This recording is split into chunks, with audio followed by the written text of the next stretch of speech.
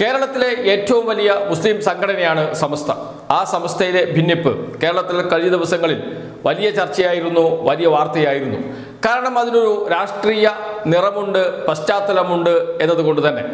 സമസ്ത എല്ലാ കാലത്തും മുസ്ലിം ലീഗിനോടൊപ്പമായിരുന്നു. മുസ്ലിം ലീഗിന്റെ വോട്ട് ബാങ്ക് സമസ്ത എന്ന് വേണമെങ്കിൽ പറയാം. മുസ്ലിം ലീഗ് എന്ന സിസ്റ്റത്തിന് അകത്ത് അതിന് ജീവൻ നൽകുന്നത് സമസ്തയുടെ പ്രവർത്തകരാണ്. അതുകൊണ്ട് തന്നെ മുസ്ലിം ലീഗിന് ഏറ്റവും വേണ്ടപ്പെട്ടവരാണ് സമസ്ത. അതേപോലെ തന്നെ UDFനും ഏറെ വേണ്ടപ്പെട്ടവരാണ് സമസ്ത. അവരുടെ ഒരു വോട്ട് ബാങ്കായി എല്ലാ കാലത്തും കൊണ്ടു നടക്കുകയാണ് സമസ്തയെ. ആ സമസ്തയിലാണ് ഒരു ഭിന്നിപ്പ് രൂപപ്പെടുന്നത്. ഭിന്നിപ്പ് മുസ്ലിം ലീഗിനെ അനുകൂലിക്കുന്നവരും എതിർക്കുന്നവരും തമ്മിലാണ്.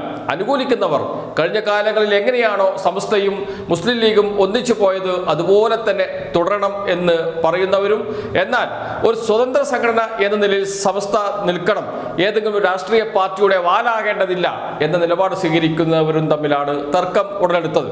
ആ തർക്കം പ്രത്യക്ഷത്തിൽ എന്ന് വെച്ചാൽ സമൂഹത്തിൽ ചർച്ചയാകുന്ന രൂപത്തിൽ അത് മാറിയത് പട്ടിക്കാട് ജാമിയ നൂരിയ വാർഷിക സമ്മേളനമാണ്. കഴിഞ്ഞ വർഷം നടന്ന വാർഷിക സമ്മേളനം. ആ സമ്മേളനത്തിൽ ലീഗിനെ എതിർക്കുന്നവരെ പൂർണ്ണമായും വെട്ടിനിരത്തി അവരെ പങ്കെടുപ്പിച്ചില്ല. അത് പട്ടിക്കാട് ജാമിയ നൂരിയ വാർഷിക സമ്മേളന വേദിയിൽ തന്നെ പ്രതിഷേധത്തിന് ഇടയാക്കി. പാണക്കാട് സാദിഖലി തങ്ങൾക്കെതിരെ നോട്ടീസ് പോലും വിതരണം ചെയ്തു ഈ സമ്മേളനത്തിൽ വെച്ച്. എന്ന് വെച്ചാൽ സമസ്തക്കകത്ത് വലിയ ചർച്ചയുണ്ടായി, പുറത്തും ചർച്ചയായി. സമസ്ത രണ്ടാകുന്നു എന്ന വിധത്തിൽ കാര്യങ്ങൾ എത്തിയിരുന്നു. ആ പ്രതിസന്ധി പരിഹരിക്കാൻ ഇതുവരെയും മുസ്ലിം ലീഗിനോ സമസ്തയ്ക്കോ കഴിഞ്ഞിട്ടില്ല. ഇപ്പോഴിതാ വീണ്ടും പട്ടിക്കാട് ജാമിയ നൂരിയ വാർഷികം വന്നു. 62ാമത് വാർഷികമാണ് ആരംഭിക്കാൻ പോകുന്നത്. അതിലും മുസ്ലിം ലീഗ് വിരുദ്ധരെ പൂർണ്ണമായും വെട്ടിനിർത്തി. ഒരു പ്രഭാഷണ വേദിയിലും മുസ്ലിം ലീഗ് വിരുദ്ധരെ പങ്കെടുപ്പിക്കുന്നില്ല എന്നതാണ്. കഴിഞ്ഞ വർഷം എന്താണോ ചെയ്തത് അത് അതിനേക്കാളും കൂടുതൽ ശക്തിയോടുകൂടി മുസ്ലിം ലീഗിനെ അനുകൂലിക്കുന്നവർ മുസ്ലിം ലീഗിന്റെ പിന്തുണയോടുകൂടിയാണ് മുസ്ലിം ലീഗ് വിരുദ്ധരെ പൂർണ്ണമായും വെട്ടിനിരത്തിയത്. ആരൊക്കെയാണ് വെട്ടിനിരത്തിയത്? ലീഗുമായി ഇടഞ്ഞു നിൽക്കുന്ന സമസ്തയിലെ പ്രമുഖരായ ഉമർ ഫൈസി മുക്കം, അബ്ദുസലാം ബാഖവി, ഹമീദ് ഫൈസി അമ്പലക്കടവ്, സത്താർ പന്തല്ലൂർ, മുസ്തഫ മുണ്ടുപാറ, സ്വലാഹുദ്ദീൻ ഫൈസി വല്ലപ്പുഴ തുടങ്ങിയവരെയാണ് വെട്ടിനിരത്തിയത്. ആ പരിപാടിയിൽ പങ്കെടുപ്പിക്കാതെ മാറ്റി നിർത്തുന്നത്. എന്ന് വെച്ചാൽ സംസ്ഥയിലെ പ്രശ്നങ്ങൾ പരിഹരിക്കാൻ ഒരു ഭാഗത്ത് ചർച്ചകൾ നടക്കുന്നു, ഉന്നത തലത്തിൽ ഇടപെടലുണ്ടാക്കുന്നു, പ്രശ്നം പരിഹരിക്കുന്നതിന് വേണ്ടി പ്രത്യേക മുഷാവറ വിളിക്കാൻ, എന്ന് വെച്ചാൽ സംസ്ഥയിലെ ഉന്നതാധികാര സമിതി യോഗം വിളിക്കാൻ തീരുമാനിക്കുന്നു. മുസ്ലിം ലീഗ് നേതാക്കൾ സമസ്തയുടെ നേതാക്കളുമായി ചർച്ച നടത്തുന്നു. ഇങ്ങനെയൊക്കെ നടന്നുകൊണ്ടിരിക്കുന്നതിന് ഇടയിലാണ് വീണ്ടും മുസ്ലിം ലീഗ് വിരുദ്ധർക്കെതിരെ കടുത്ത നടപടികളുമായി നീങ്ങാൻ സമസ്തയിലെ മുസ്ലിം ലീഗ് അനുകൂലികൾ മുസ്ലിം ലീഗിന്റെ പിന്തുണയോടുകൂടി കാര്യങ്ങൾ നീക്കുന്നത്. എന്ന് വെച്ചാൽ സമസ്തയുടെ ഭിന്നിപ്പ് പരിഹരിക്കാൻ കഴിയാത്ത വിധം അകലും എന്നർത്ഥം. രണ്ട് വിഭാഗം രണ്ട് തട്ടായി തന്നെ തുടരും എന്നർത്ഥം. ഒരിക്കലും കൂട്ടിയോജിപ്പിക്കാൻ കഴിയാത്ത രൂപത്തിൽ രണ്ട് വിഭാഗമായി മാറുന്നു എന്നർത്ഥം. ഇവിടെ സമസ്തയിലെ പ്രശ്നങ്ങൾ പരിഹരിക്കാൻ വേണ്ടി എല്ലാവരും ഒന്നിച്ചു നിൽക്കണം, ഐക്യപ്പെടണം എന്നൊക്കെ ആഹ്വാനം ചെയ്യുമ്പോഴും എന്തിനാണ് സമസ്തയിലെ മുസ്ലിം ലീഗ് വിരുദ്ധരെ ഇങ്ങനെ വെട്ടിമാറ്റുന്നത്? എന്തിനാണ് അവരെ മാറ്റി നിർത്തുന്നത്? എന്തിനാണ് അവരെ പ്രധാനപ്പെട്ട സമ്മേളനങ്ങളിൽ പങ്കെടുപ്പിക്കാതിരിക്കുന്നത് എന്ന ചോദ്യമാണ് ഉയർന്നത്. സ്വാഭാവികമായും എവിടെയാണോ തുടങ്ങിയത് സമസ്തയിലെ ഭിന്നിപ്പ്, എവിടെയാണോ തുടങ്ങിയത് അവിടെ തന്നെ നിൽക്കുന്നു എന്നർത്ഥം. ഒരു ഇഞ്ച് പോലും അത് പരിഹരിക്കുന്നതിന് വേണ്ടി മുന്നോട്ട് പോകാൻ കഴിഞ്ഞിട്ടില്ല സമസ്തയ്ക്ക്. പക്ഷേ എന്തുകൊണ്ടാണ് അത് കഴിയാത്തത്?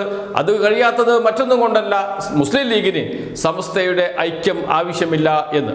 മുസ്ലിം ലീഗ് ആഗ്രഹിക്കുന്നില്ല സമസ്തയുടെ ഐക്യം. സമസ്തയിലെ ഭിന്നിപ്പ് മുതലെടുത്തുകൊണ്ട് മുസ്ലിം സമുദായത്തിന് മുകളിൽ പ്രത്യേകിച്ച് സമസ്തയ്ക്ക് മുകളിൽ ആധിപത്യം സ്ഥാപിക്കാനാണ് മുസ്ലിം ലീഗ് ശ്രമിച്ചുകൊണ്ടിരിക്കുന്നത്. അതിനാണ് പള്ളികളുടെ നിയന്ത്രണം ഏറ്റെടുക്കുന്നത് മുസ്ലിം ലീഗ് നേതാക്കൾ. പള്ളി കമ്മിറ്റികളിൽ അതുപോലെ തന്നെ സമസ്തയുടെ സ്ഥാപനങ്ങളിലൊക്കെ മുസ്ലിം ലീഗ് നേരിട്ട് ഇടപെടുന്ന അവസ്ഥ വരുന്നു. അത് സമസ്തയിൽ വലിയ പ്രതിഷേധം ഇടക്കാലത്ത് ഉണ്ടാക്കി. എങ്കിലും ഈ പ്രശ്നം പരിഹരിക്കാൻ കഴിയാത്തത് കൊണ്ട് തന്നെ മുസ്ലിം ലീഗിനെ അനുകൂലിക്കുന്നവരും എതിർക്കുന്നവരും തമ്മിൽ രണ്ട് തട്ടി നിൽക്കുന്നത് കൊണ്ട് തന്നെ അത് പൂർണ്ണമായും പരിഹരിച്ച് മുന്നോട്ട് പോകാൻ കഴിയുന്നില്ല, കഴിയരുത് എന്ന് ആഗ്രഹിക്കുന്നു മുസ്ലിം ലീഗ്. കാരണം സമസ്തയെ തങ്ങളുടെ ചൊൽപ്പടിക്ക് നിർത്തണം. ഞങ്ങൾ പറയുന്നതിന് അപ്പുറത്തേക്ക് സമസ്ത പോകാൻ പാടില്ല. ഞങ്ങൾ പറയുന്നത് അതുപോലെ അനുസരിച്ച് നിൽക്കുന്നവരായിരിക്കണം സമസ്തയിലെ പണ്ഡിതന്മാർ എന്നാണ് മുസ്ലിം ലീഗ് നേതാക്കൾ ആഗ്രഹിക്കുന്നത്. അതാണ് ഇപ്പോൾ നടന്നുകൊണ്ടിരിക്കുകയും ചെയ്തത്. അതേസമയം മുസ്ലിം ലീഗിനകത്തോ മുസ്ലിം ലീഗ് എന്ന രാഷ്ട്രീയ പാർട്ടിയിൽ സമസ്തയ്ക്ക് വലിയ സ്വാധീനമുണ്ടോ? ഇല്ല. മറ്റുള്ളവരാണ്.